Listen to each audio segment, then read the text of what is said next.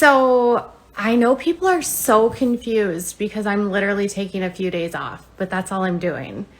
So last week I was really tired and my husband was like, listen, you have been running really ragged. You have been working nonstop.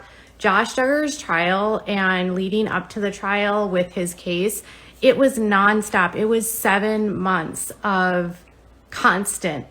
And then the trial was probably the most intense reporting I've ever done in my entire life. Like, I didn't even feel like I could sleep. And since then, it has been nonstop. It has been so many sources constantly reaching out to me. It has been thing after thing after thing after thing. And I was feeling burnt out. I was feeling exhausted and I wanted to take a break.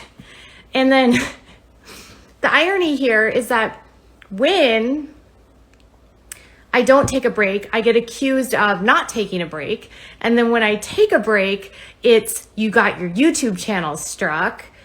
And I'm like, dude, no, my YouTube channel is fine. The reason why I'm on Instagram is because it's very simple. I can Instagram right here. I am in my living room and I am sitting on my comfy chair and I can like have my doggy underneath the covers. My son can sit on the couch and we can just like, I can Instagram. But if I'm going to go onto YouTube, I have to go up into my office and I have to film. Then I have to edit.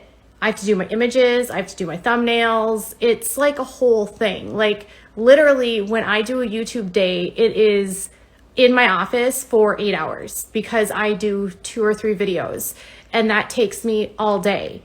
And that means I'm going to be sitting in my office chair for 8 hours doing uploading, editing, filming. It's a lot, images.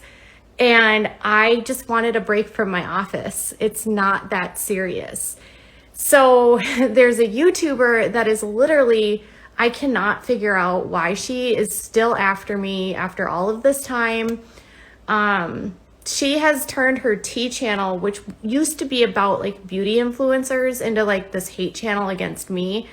And listen, like if she doesn't like me and she wants to talk about me, that's fine. But unfortunately, she gets into these really wild conspiracy theories. Like, I understand if you don't want to hear about the cult that I cover, you don't have to tune in and you don't have to watch. One thing I pride myself on is that I don't make things up. And when I speak and spend time with all of the different people that are connected to this cult, I protect them because I'm concerned about their safety and their well-being and not becoming targets of their family members who have left. And so I have zero reason to make things up. I also have a good track record of not making things up because everything that I said was going to happen with Josh Duggar's trial happened. And I told you guys ahead of time that it was happening. So I don't know how I would have that information from anyone else when I was the only one reporting this stuff. In fact, I had a contact at the Sun who would like consistently reach out to me and ask me like, what do you know about this? Do you have any details about Anna? Do you know anything about Josh? Like they would poke at me sometimes and see like what information I had. Sometimes I would reach out to their reporter and say like, can you confirm this or have you heard that? But for the most part, like I was breaking stories and then the Sun was covering them. I don't need to probably explain like how hard I've worked on this story, but whatever. But it's like now when I take a break, I'm being accused of having a strike on my channel, which is just not true. It's just so stupid. Anyways, so I just wanted to show you guys my channel. Like this is what my dashboard looks like. And the only reason I have iced out, like I've blacked out or whited out certain parts of my dashboard is because one, it has the revenue on there, which is none of your business. And then it has like all kinds of like analytics, which is really like private information from a business perspective. So I shouldn't have to share that. But if I had a strike, it would be either above where it says the latest video performance, which obviously there's nothing there, or sometimes it'll show up in the middle of your page under channel analysis. I have not had a strike on YouTube in like 2 years. I've only ever had one strike, ever. I've never had a copy. I've never had a community guidelines strike, and the only strike I ever had was a copyright strike, and it was like 2 years ago. So I don't get strikes on YouTube. A strike is like if you break a community guideline or if like another creator copyright claim strikes you. But I got a cease and desist from the Sun about images, which were photographs taken by photographers outside of the courthouse.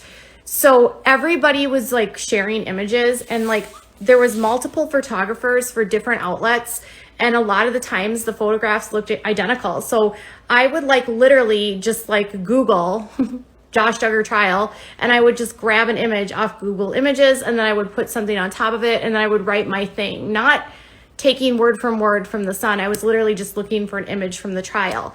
Well, the Sun, which is weird because some of the images they wanted me to take down were actually images from the Daily Mail. So I left those up, but I credited the Sun, and I actually responded to the Sun, and I said, like, I think it's really weird that you're doing this, being that your reporters literally use me as a source constantly. Like, why would you? I'm crediting your people, like, whatever. But they wanted to take down memes. So I was like, well, you should probably go to Reddit because the memes are on Reddit. Anyways, they relented and was like, well, we're not going to do anything to your YouTube channel, fair use. But I did take the images off of my Instagram. It sucks because Instagram doesn't have an edit post. So you can't, like, after you post an image, you can't change the image. So I ended up having to remove whole posts that had my own content on them simply because of the image. And it sucks because I had my source stuff in all of those photos, but because I used an image that was theirs, they were like, you can't use that.